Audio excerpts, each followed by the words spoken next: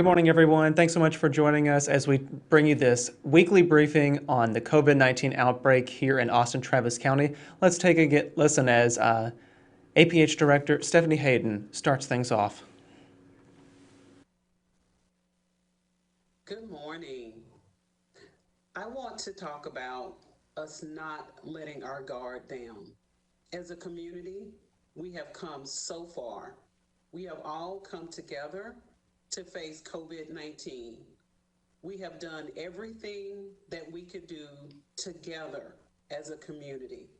Our success is because all of us have come together and done all of the things that Austin Public Health has asked for us to do. At this time, we have to watch our behavior. We cannot let our guard down. We cannot make any changes from the behavior that we've had. I want us to continue to only make essential trips from your home. I know that things are changing. Our community will look a little different as students begin to move in to attend college virtually. I want us to stay the pace, stay the course, and don't let up. It is important for us to continue to decrease the spread of COVID-19. Thank you. Thank you, Stephanie. I just want to hit on some of those points again. We're doing a good job, but we've got to do a better job. I talked yesterday about the fact that we're still in this plateau in terms of new cases. We've got to work harder to push through it because we want to be in a better situation before September 8th comes along, and we want to send our kids back to school to some extent. We can do it. We know that other places have done this. They've pushed past plateaus so that they can hit the floor. We want to hit the floor in Austin. We want to get down to single-digit cases a day again, and we're having a hard time getting through this plateau. Luckily, our hospitals continue to be in a better situation. The hospitalization numbers continue to decline. Our 7-day moving average of new hospital admissions was below 30 yesterday for the first time since June the 19th. So we're doing well. Luckily, the cases that we're seeing now are occurring in younger individuals who have a less risk of being hospitalized. But we need to push through further. We need to ensure that we can get all of our group, our whole community, our communities of color below that 5% mark before September 8th, so that we can be in a better place to not only open schools at that 25% mark, but keep them open and expand beyond that 25% so that we can have more children in classrooms in front of teachers. I do also want to mention that we hit another milestone yesterday, and it's not a good one. Yesterday we hit 337 deaths in Travis County related to COVID-19. When we compare this to our death numbers and top causes of death from 2018, it is now tied with cerebrovascular disease, which is things like strokes. So right now it's tied for fourth leading cause of death in Travis County as compared to the 2018 numbers. We look at that data and see that the next milestone of 512 deaths associated with accidents of all kinds is not far away. We know that COVID-19 is now the third leading cause of death in the United States.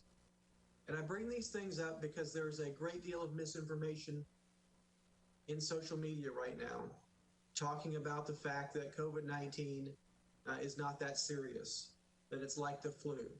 It's not like the flu. It spreads quicker than the flu, and it is deadlier than the flu. And we all must take it very seriously, because if we don't, it's going to affect all of us. It's going to affect all of our families to some extent. We're all going to experience deaths. If we look at the numbers, and I've seen people quoting the survival rates of 98, 99%, The survival rate is very good for COVID-19. But when you do the numbers and you look at the population of the United States and the expectation of individuals that may be infected if we don't have a vaccine soon enough, that equation means more than 1 million deaths in the United States. It means thousands of deaths in Travis County. My hope is that we never get there.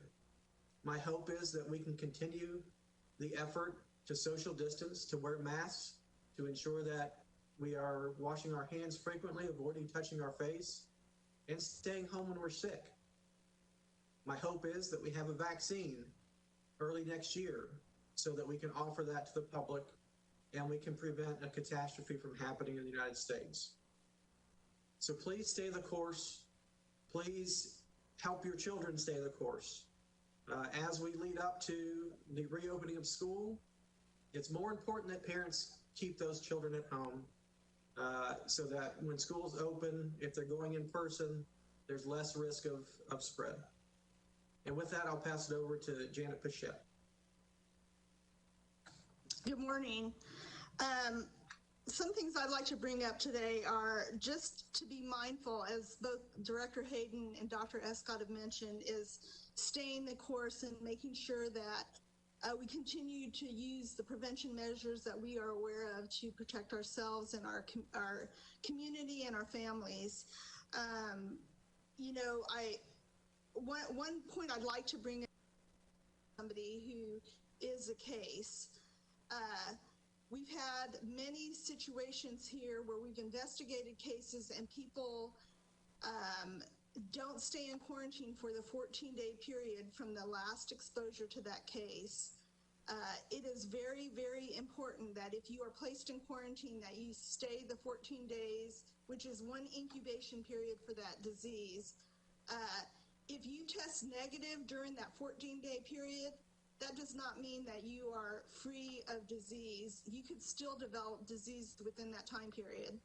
Therefore, it's very, very important that you stay in quarantine for 14 days. And when I mean stay in quarantine, that means in your home and separated from other individuals in your household so that you protect them as well. We have isolation facilities available for people to go to if they can't quarantine safely and protect other household members, and we can make arrangements for that. People are provided food, access to internet and other things while they are in that quarantine period, but it's very important. As both Dr. Escott and Director Hayden have also mentioned, you know, we're doing good. We're at a plateau right now, but we also need to prepare ourselves for the flu season that is closely going to be upon us. And, you know, some of the symptomology for COVID is very similar to influenza. It's very similar to other diseases that we currently have circulating in our community, like West Nile virus. You could get headaches and fever and chills. So I want people to also be mindful that there are other diseases out there currently circulating that you need to protect your family from. So, you know, we've had a pretty heavy mosquito season, and we have had two probable cases of neuroinvasive West Nile virus. And we have 14 different positive mosquito pools. So you need to make sure that you're dumping and draining water that's standing. It's hot out. People are watering their plants. You need to make sure that you don't have standing water. It only takes 1 teaspoon of water for mosquitoes to breed. So the more you dump and drain, use deep, mosquitoes bite at dusk and dawn. So make sure that you're doing those things to prevent yourself from mosquito exposure as well. Thank you. Now to our poll reporter, Jerry Quijano from KUT. Good morning. The first question is from KUT Austin.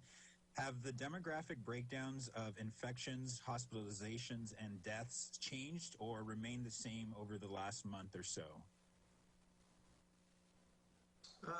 So the demographics, they change on a daily basis to some extent.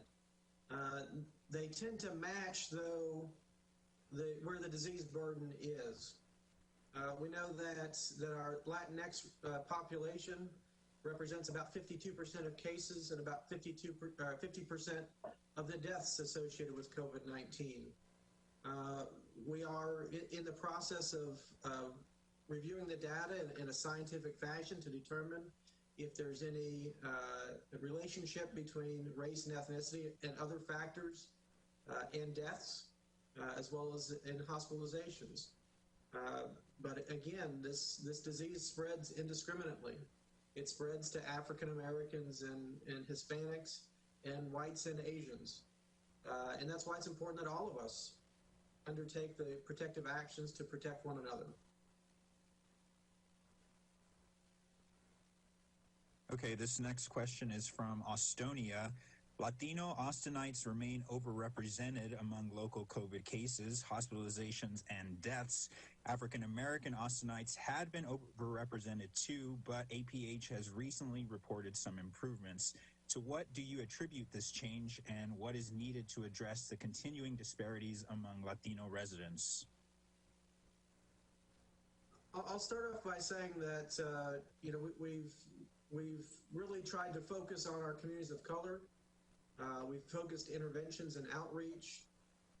We've met, we've partnered with, we've engaged in dialogue with many groups who are doing a great job at helping to extend this message, these protective messages. We're doing weekly education sessions.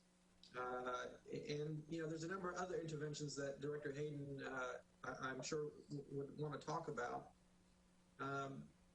But I think overall it's important for us to ensure that we are caring for one another.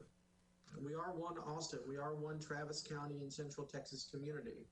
And that means that it's upon all of us to ensure that our communities of color are well looked after, that they receive the attention that they deserve, that they have the outreach that they need.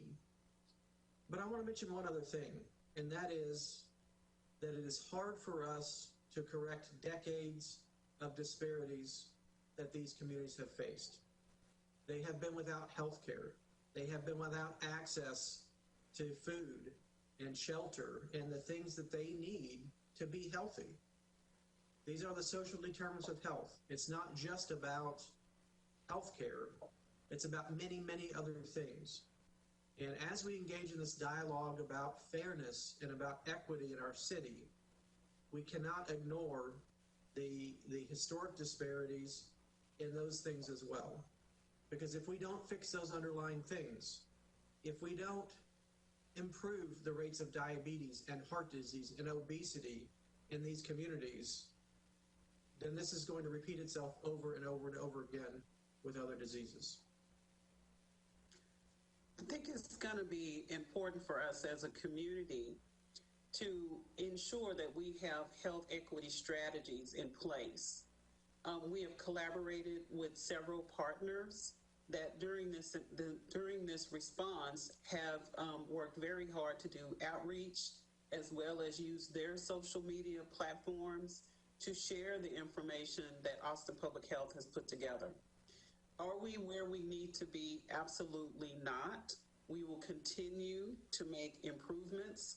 We will continue to develop strategies that are more targeted, looking at specific zip codes in order to ensure that the zip codes where we have more of the social determinants of health, looking at the positivity rate, as well as providing them additional support such as PPE, hand sanitizer, also providing them information about just good health hygiene as well. So those are several of the initiatives that we will continue to work on, and not just Austin Public Health, but in collaboration with multiple partners throughout the community. Okay, this next question is from the Statesman. The city reported yesterday that the number of new cases reported in the last week has been elevated due to backlogs in reporting. Without the numbers from that backlog, how many new cases are we really seeing, and how much closer are we to stage 2 levels? Well, I'll just say that we're still trying to determine the actual number of new cases that we're seeing.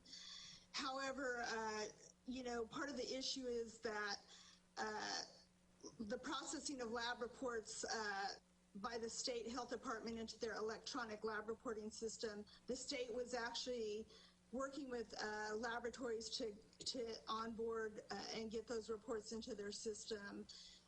And as a result, there was some sort of data glitch that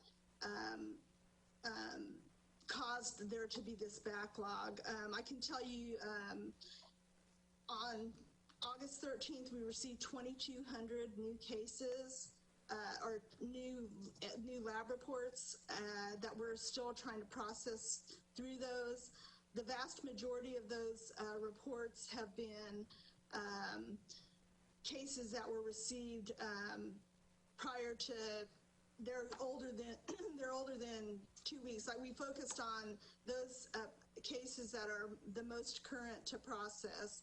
However, we had a large number of cases that were reported into us that were from July and as early back as April.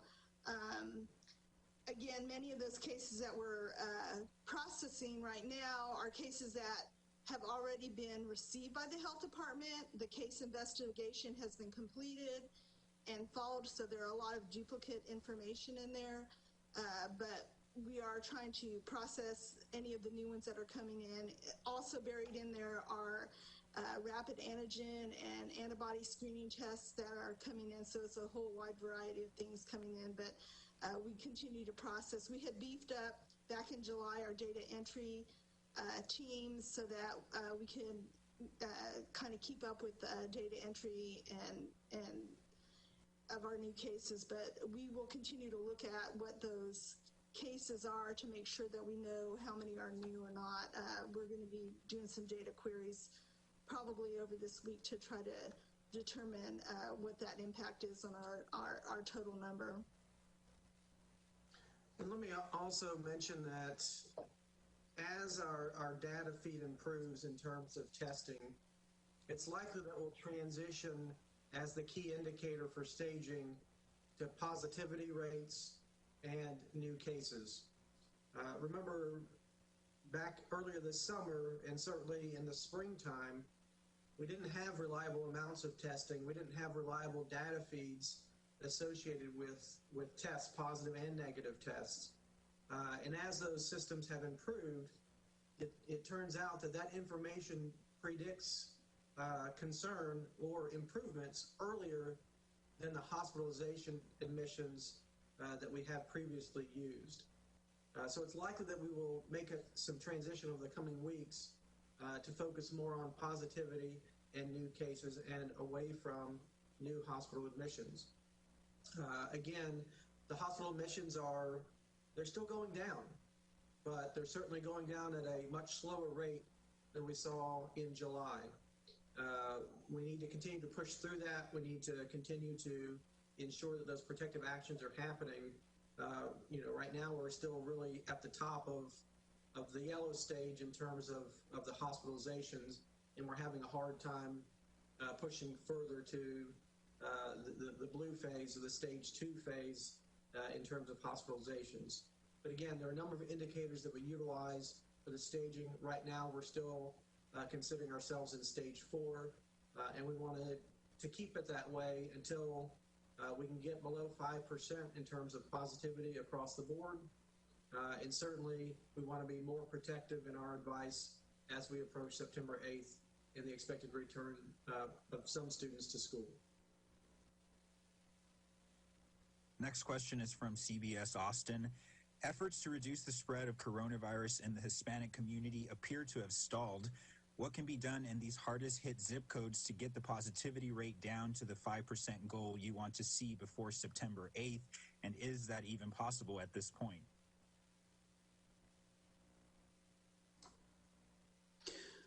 We must really collaborate in this space. The department has meetings with all of our partners that are providing information into us about their test results in order to ensure that we're looking at data across our community. We know that there are efforts when we look at the Latinx population. It is going to be important for us to identify those specific zip codes. We have been able to identify several of those zip codes, particularly 78741, 78744, are areas, as well as 78753. In each of those areas, we do have testing that is available. In the 78741 area, however, we are working on setting up testing in that area. In addition to the testing efforts in those communities, we are working with our partners to provide PPE as well as other strategies and educational material. So when our partners are out doing outreach, as well as our Austin Public Health staff, they are able to provide information to those communities. We just want to remind folks about our isolation facility. And we are really putting information about our facility because we do want members of that community to come into the isolation facility as they are, after they've undergone testing, or if they have tested positive. This is a great place for them. And so we are emphasizing that as well. So the full collaboration on Monday nights, the department will be having community meetings with the Latinx community starting this Monday to really look at some additional strategies that we will want to apply in those targeted areas, but also throughout the community across Travis County.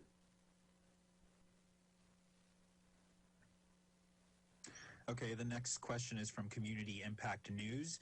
We've seen the University of North Carolina and the University of Notre Dame suspend in-person classes after an outbreak of COVID-19 clusters at the beginning of the year.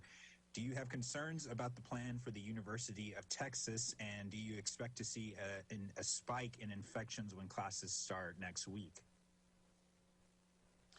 I think there's no doubt that we're going to see cases associated with schools and universities.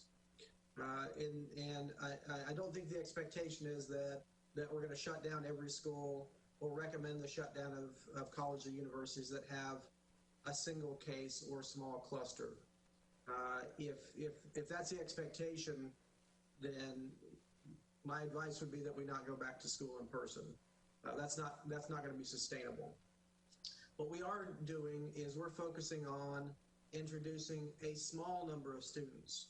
Our recommendation that was issued last week is that public schools and private alike start with no more than 25% of the occupancy of the school there in person.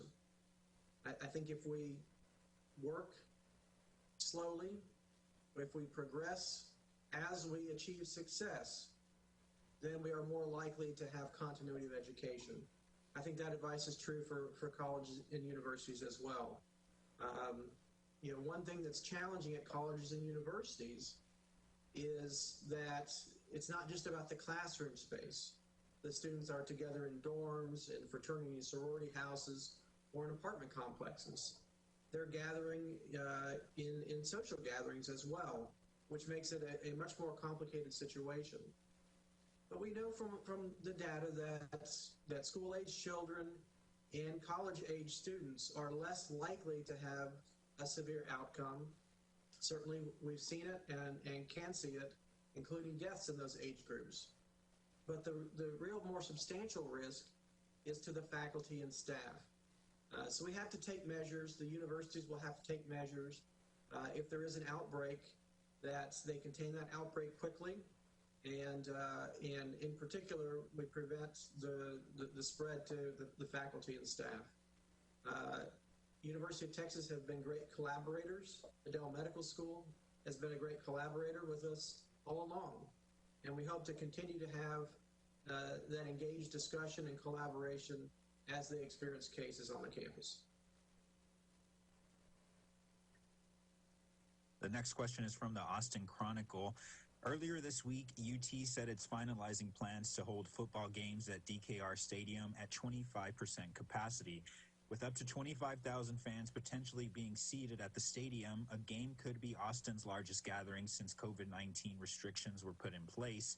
How could that impact community spread? So let me just say that, my position in the past on this has been, let's make sure that we can have two football teams that can play one another on the weekends with nobody in the stands. And if we can do that successfully, then let's discuss if and how many people we can put in the stands. I heard the echo of that comment by the governor last week in a interview, and I think that's the position that we should have. I think 25,000 is too many. I think we should start small. In discussions with the high schools and our superintendents about football games, the suggestion has been similarly, let's see if we can play. Let's see if we can have two healthy teams play one another, and then let's talk about introducing parents of the athletes into the stands. And again, move gradually towards more people as we can prove success. Packing 25,000 people in, even in a 100,000 seat stadium, introduces a lot of risk, not only to the people who are there, but to the community as well. And again, it's the absolute risk of it is going to depend upon the disease transmission at the time, but it certainly could have ripple effects across our community. The next question is from Univision. In the past, we have been informed that among the guidelines of going back to school in a safe manner, we need the positivity rate for all races and ethnicities to be at or below 5%. The Hispanic community has not gotten there yet. Should we be concerned? And will you also be making special recommendations for parents prior to sending their kids to school, like quarantining for 14 days prior? Again, I think it's important for all of us to consider ourselves one community.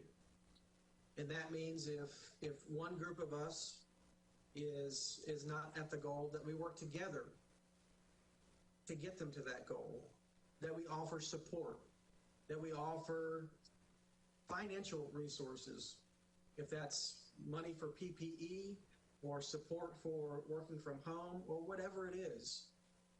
It's important for all of us to gather together and get our community there.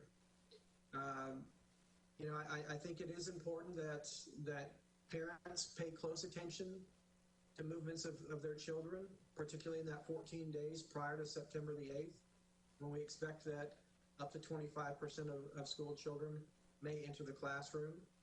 I think that's going to help the risk of disease transmission. It's going to mean that we can sustain operations for longer. We've seen cases from Central Texas, we've seen cases from around the state, and certainly from other states of where, when you try to put too many kids and faculty and staff back in the school right from the beginning, the result is a week or 2 weeks later, the schools are shut down. We don't want that to happen here. We want to move slowly and progressively as is allowed by this disease. I think if we can do that, we can ensure continuity of education for all the students. Next question is from Co-op Radio. APH has long been concerned about outbreaks related to schools opening, including the city's several large universities. With evidence mounting elsewhere that these concerns are well-founded, what specific plans or strike teams are in place to deal with local school-related flare-ups? So I will just say that there's been a lot of planning done around school reopening. The city has issued recent guidance and guidelines for schools.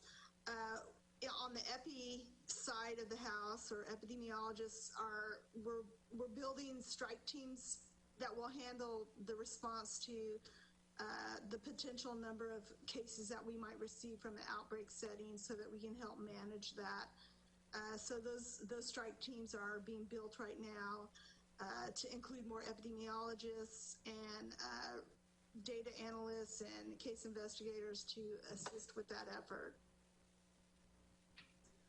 The other thing that the department has done is that we've added more resources to our nurse line. And with that nurse line, we have additional capacity to receive calls, as well as set up a email box if individuals have questions or concerns. One of the things that we've done in similar areas of this response is we've set this up for pre-K through 12, but prior to this, we set it up for early child care. And we've set it up in the past for our nursing home long-term care. So we are just replicating where we've had some areas where we had additional concerns that needed additional resources. And so we are providing those additional resources so we will be able to work with our community and provide the support to them that they need. Next question is from the Austin Business Journal. Have you all seen testing bounce back to where you want it to be with the modified screening criteria allowing some asymptomatic people to receive tests? I think that the testing has increased a little bit, but as of yesterday, we're allowing anybody who signs up for their assessment at the austintexas.gov/COVID-19 website to be offered a test. Again, this is one strategy to really push through the plateau, to identify more people who may not have otherwise been identified because they're asymptomatic or may have very mild symptoms, so that we can push through and get to that less than 5% before September 8th. We're also emphasizing our walk-up clinics. Each of our sites are open on Saturday for individuals to come and to be tested at those locations as well. And we are also providing additional emphasis, especially to people that are elderly, that may not feel comfortable leaving their homes. We would like to test them at home. So if they are willing to reach out to us and don't have the access to technology, just call 311. Our folks will get them taken care of, and we will have an individual that will come to their home and provide that testing at home. So the comfort of not leaving your home and being able to get your COVID test is available. Next question is from patch.com.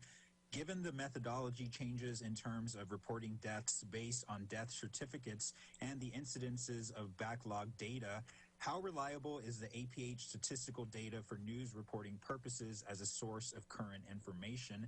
What degree of error would you assign in terms of presenting the data as approximating real time? I will just speak to the death reporting. So I'd say that the death reporting data that we have posted on our website's pretty accurate. We do have the Office of Vital Records within the city of Austin, within Austin Public Health, and so we are processing those vital records that the state relies on. However, we do supplement that information because we are doing case investigation and are able to get death counts from hospitals who are required to report that information into us. So our total includes mainly in real time the number of deaths we have. The vital registration, it usually lags about 7 to 10 days before we receive an actual completed death certificate. However, we are reconciling those with the cases that we're seeing that die in hospitals and other areas throughout the city. We are very confident in the data that we have, the information that is on our COVID-19 website, as well as all of the information that we provide. So we stand besides the information. We have epidemiologists, our nurse surveillance, as well as our data folks And as Chief Pichette has said, we do have the Vital Records Office that is a part of the health department.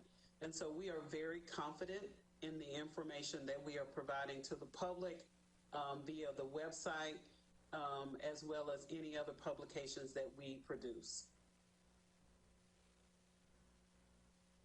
Okay, this question is from KXAN. With 23,452 estimated COVID-19 recoveries in Travis County, what do we know about immunity these 23,000 people may or may not have to the virus going forward? And how do you advise these people behave and or take precautions in the weeks and months to come? So I think the evidence is fairly clear right now that there's at least a few months of immunity. But we have to remember this is a young disease, and there's still a lot to learn about it. We're hopeful that the immunity lasts longer than that, but we've got to be patient for that data to emerge. I think regardless, it's important for folks to continue to act in a protective way. Even if they've had COVID-19 and have recovered, it's important to wear the mask and to social distance and to follow the hygiene guidelines. And I'll say this because different people's immune system responds differently. There's going to be variability in the protection that people have after COVID-19. Some people are going to be very well protected. Some people are going to be moderately protected. And some people may have little to no protection following COVID-19. This is what we see with other diseases as well. This is what we see with immunizations as well, because of that variability of the immune response. And that's why it's important that folks continue to follow those guidelines, even if they've tested positive and have recovered. Okay, this question is from K-View. There are concerns fraternities and sororities could become hotspots when school starts up again. When students return to campus at UT, how will they enforce social distancing and local ordinances, and will they actually fine students? So University of Texas is a state entity, and therefore it's under the state's guidance in terms of their policies and procedures. We certainly consult with them on a number of issues, but that answer is better left to UT. This question is from Fox Austin. Are there any COVID-19 clusters being reported within the homeless community, and is there contact tracing being done within homeless encampments? We have had some reports of homeless populations being affected, whether there's a case. We do have our protective lodges for the homeless population where they can stay to protect themselves from COVID. But I think what's important is we do still have community-wide spread of COVID, and there are going to be people who are out in the community that still have disease. And again, as we've been saying throughout this media availability, is that people need to be sure that they are continuing to use those prevention measures, wearing those masks to protect themselves and their families.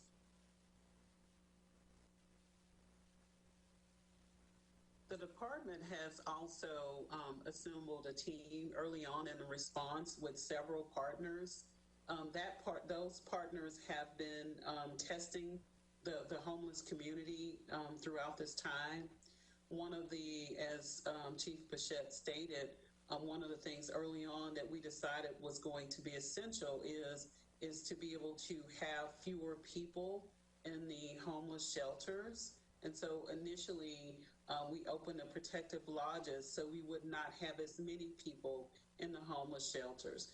In addition to that team that's out testing and providing outreach and education to the homeless population, each of the shelters have developed a strategy that they will have in place if an individual does appear with symptoms.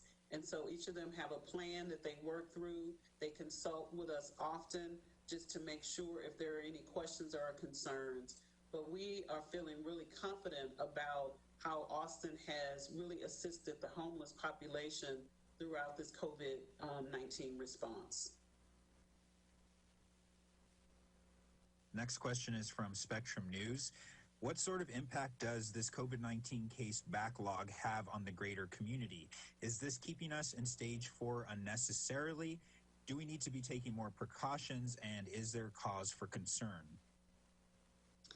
I would say that it's not really having a current impact on the community at large. Based on a large number of these cases are very old. The cases have been investigated and completed. Contacts and other exposures have been investigated as well. So they should be addressed from a historical standpoint. Our goal continues to make sure that we're able to identify out of that backlog the newest cases that are being reported to us so we can intervene quickly, investigate, and contact trace where necessary. So that's been our goal since we've had this backlog reported to us.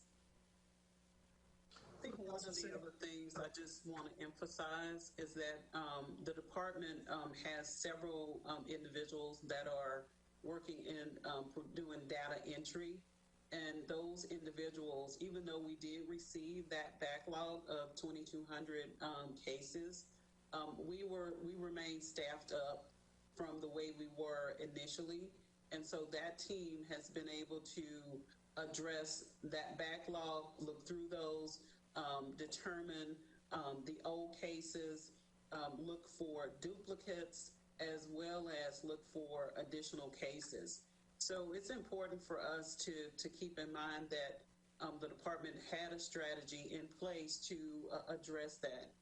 And as we continue to move along, because we do work very closely with the Department of State Health Services, whenever they are working on their system in order to improve, we may potentially see additional cases come through like that. But we have established a process, and we will continue to implement that process to address any backlogs that we see. So therefore, we are sure that this has not affected any of the process that we've provided in the past with case investigation and contact tracing, as well as the data that you see on the website today.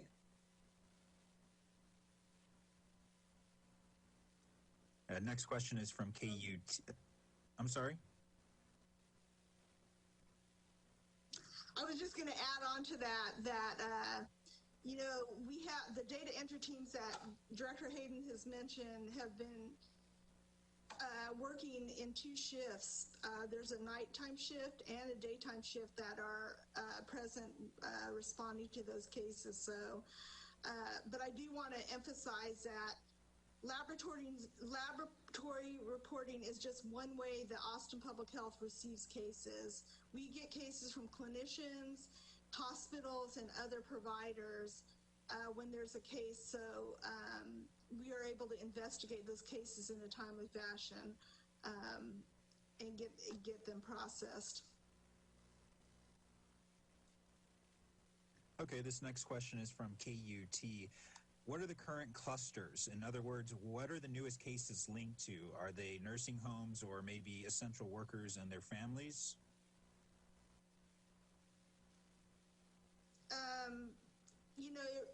It really varies. Some are related to grocery stores. A lot of essential workers who are continuing to work in the workplace. I was trying to think. Some are related to apartment complexes that might have a high number of positive cases situated in them. I'm trying to think of. Yeah, I would say a lot of just businesses that are still operating, from an essential worker standpoint.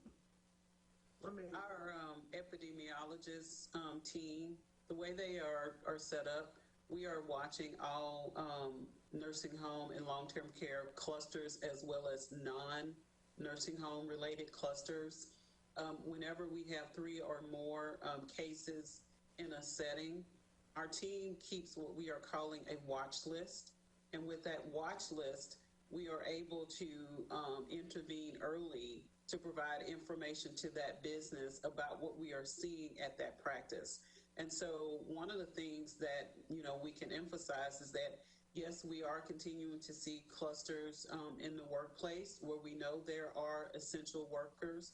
However, we know that also that because of personal gatherings, whether it is birthday parties or any type of celebrations, we know that those are continuing to happen.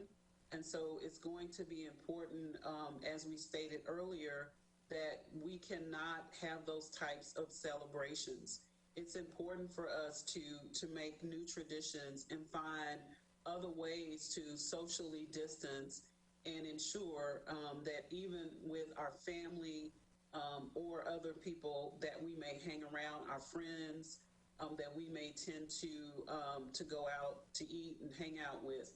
And then in the instance that folks feel like they must gather, wear that mask, keep that mask on at all times, socially distance, sit 6 feet apart from anyone that you are visiting.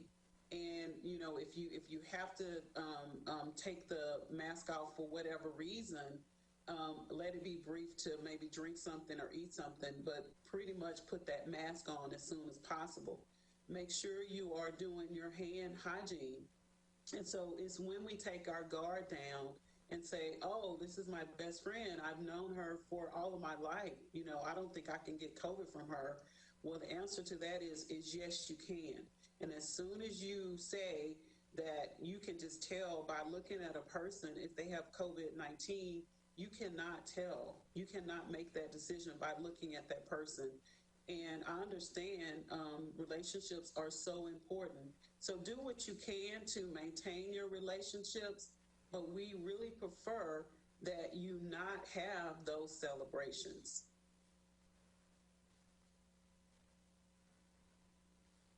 Okay, the next question is from the Statesman. What do the latest models from UT say about how well we managed the June to July surge, and what do they look like now moving into the fall? So those projections, obviously we put a lid back on the disease growth and had a sustained period of time with a rapid decline of cases and hospitalizations. Again, that model shows that we're flat right now. And the projection through the middle of September is that we're going to be relatively flat. There is a steady decline, but it is a very small slope. It's almost flat. And again, the predictions are only as good as the data that goes into it. And what the data is showing is that people are moving around. It's showing that people aren't staying home as much as they were. It shows that they're going to restaurants more, in other places more than they were in the past. So when you calculate it out and the models are doing lots and lots of calculations, it's predicting that there's not going to be much change. That's why it's important for us to continue the efforts to stay home and engage in those protective actions so that we can change that. Right now, the model is showing that the reproductive number is about 1. Right now, the model is showing that there's about a 50% chance that this epidemic is growing and a 50% that it's decreasing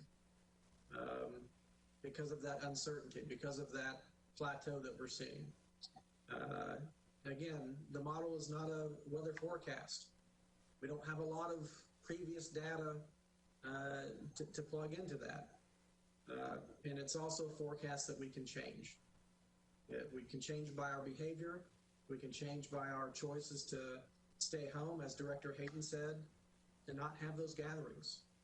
We know that disease is spreading at family barbecues and events with friends and hanging out when we're taking our guard down. If we can keep our guard up If we can not have those gatherings, but if we choose to have them, do them in a safe way with the distancing and the masking, we can push through the plateau. This question is from Univision. When noticing these new clusters at apartment complexes or grocery stores, how do you go about informing the public of possible exposure? And they ask, can we know these locations? We have community spread. I think that is the main takeaway, that all of us have to just really use that as our North Star, is that we do have community spread. One of the things that we have done thus far is that we do keep this list, and then we are able to provide our epidemiologists and our surveillance nurses are able to reach out to companies and start to talk with them about what kind of practices that they have in place. Share with them information about how they can mitigate the spread of disease in that company. And so those things are very important for us. And those things have really worked very well. We've had individuals that have contacted us about reopening plans, as well as if they're wanting to have additional staff work back in the office. They've talked to us about that. And so that process works very well. There are even so many businesses, as you can tell, may have signs up, and you will see them about health hygiene, but then you also see signs in their window about the face coverings. And so those things are going to be essential for all businesses to ensure that they are saying, I am supportive of the guidelines and the information that is provided by Austin Public Health to the public to keep us all safe. And I would say, just to add on that, for example, restaurants are notified by our Environmental Health Services Division that they may have a positive case and what practices they can begin to implement and protect other employees and patrons that might be in those facilities. But we do, with employers, I think many of them have put into place what actions they need to take should they have a positive employee in their facility, and making sure that people are following quarantine, limiting their exposure to cases.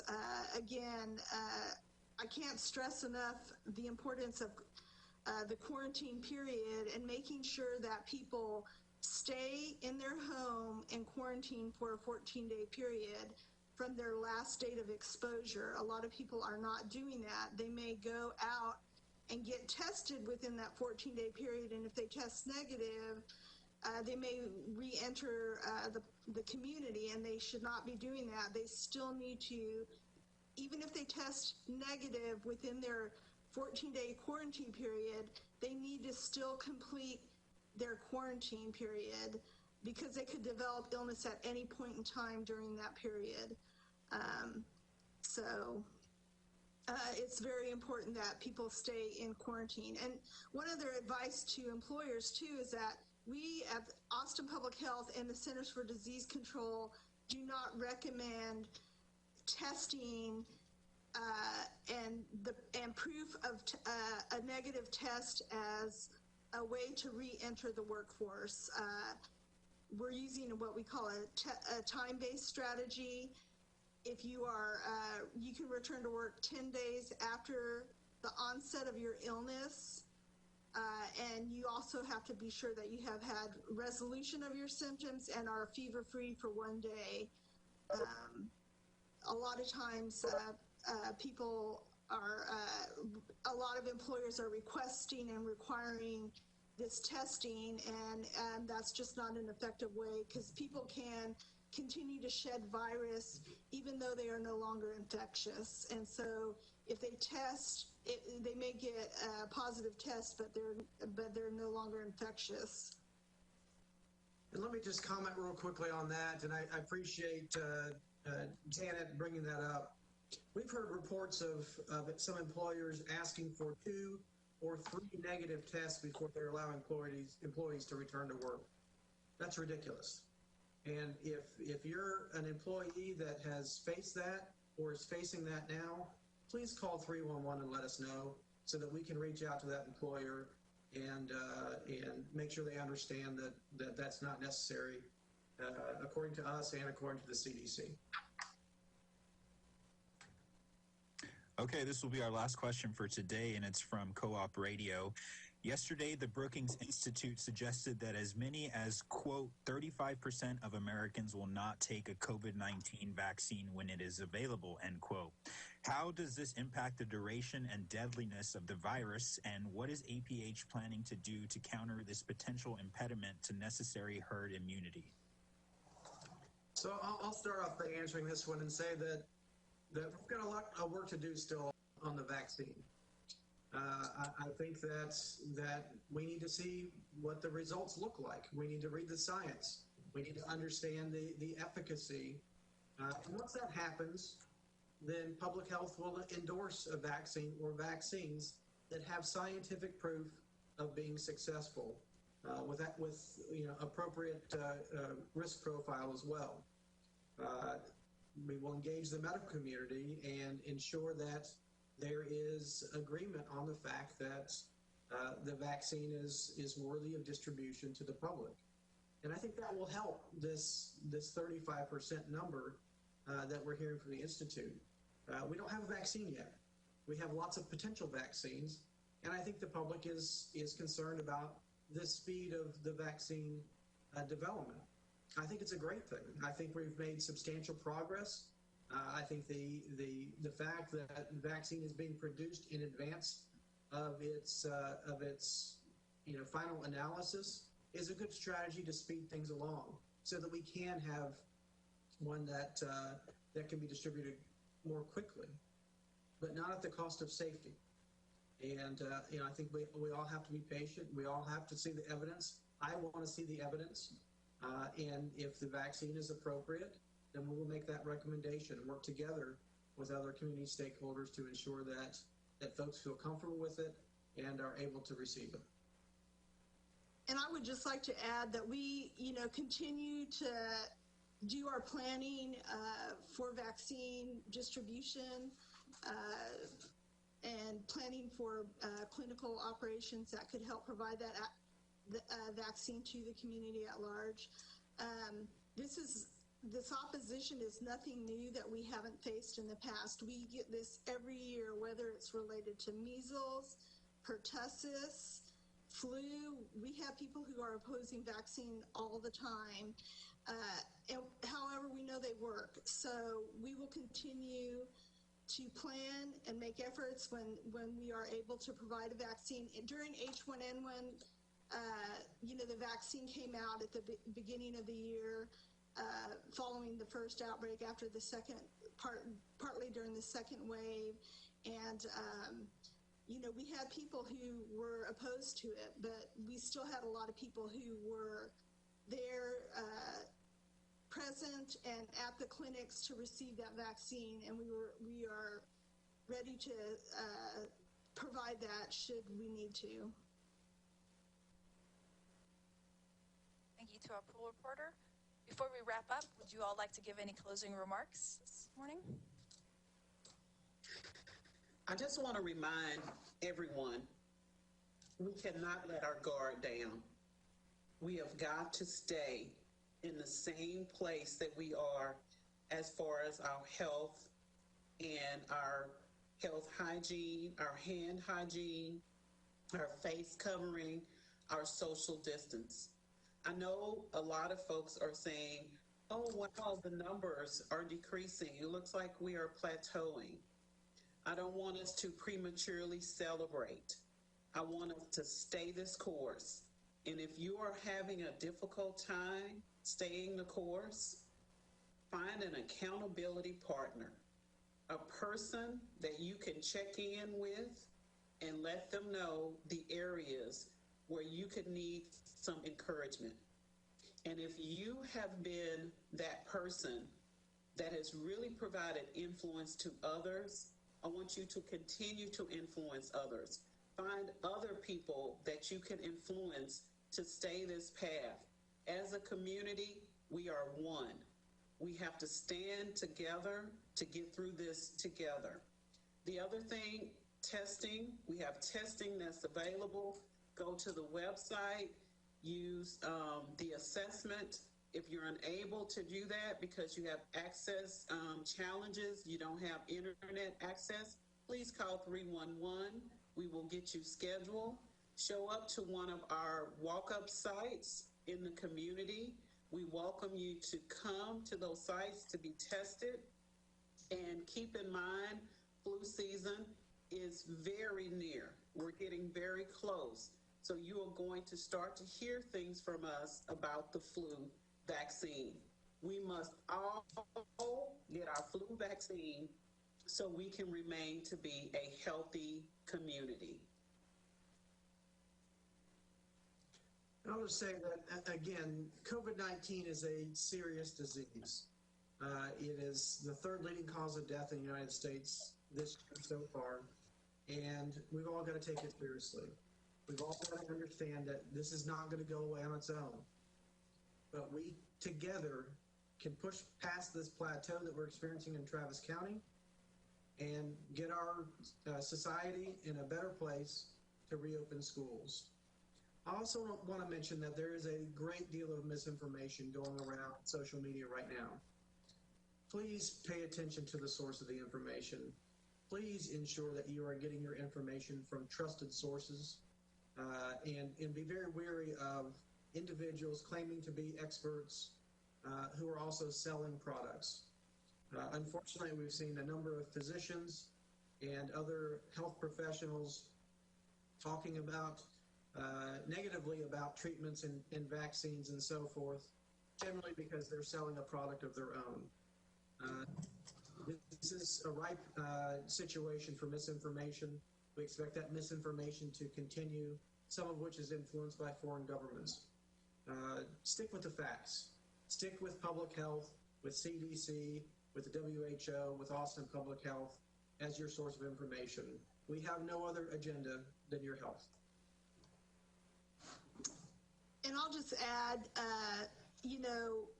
as both Director Hayden and Dr. Escott have mentioned, we do need to stay the course to keep this, tamp down the outbreak.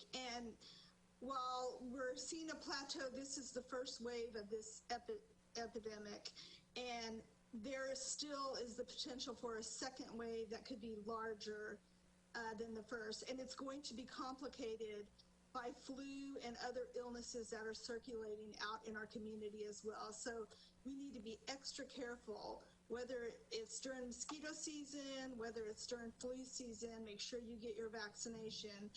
And again, I'm going to say this once again, if you are in quarantine, you need to stay at home. You do not need to be out in the community. A negative test during your quarantine period doesn't mean that you're clear of disease. If you have a negative test after your quarantine period, that's a little better. But you need to stay at home and protect the community at large and your family. And with that, I'll close. Thank you, everyone. That concludes our media availability for today. Thank you to APH Director Stephanie Hayden, Dr. Mark Escott, Epidemiologist Janet Bichette, and the pool reporter for joining us today. Thank you, everyone.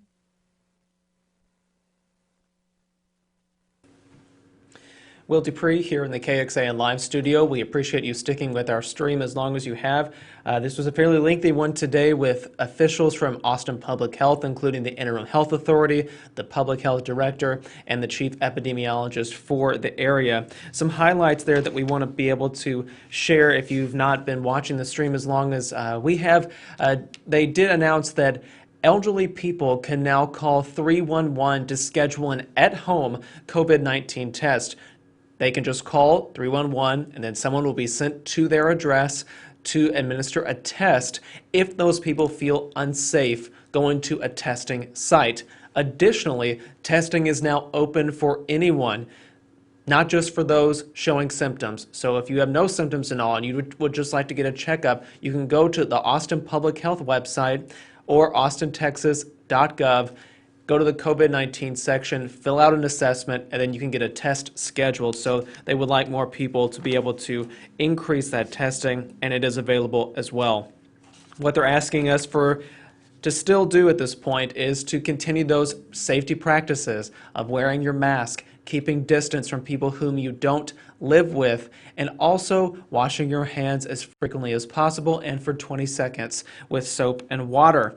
Because what they're hoping is that even there is a plateau in new cases, what they would like to see is that to break and go down, and they are saying that hospitalizations are going down as well, but not as quickly as they would like.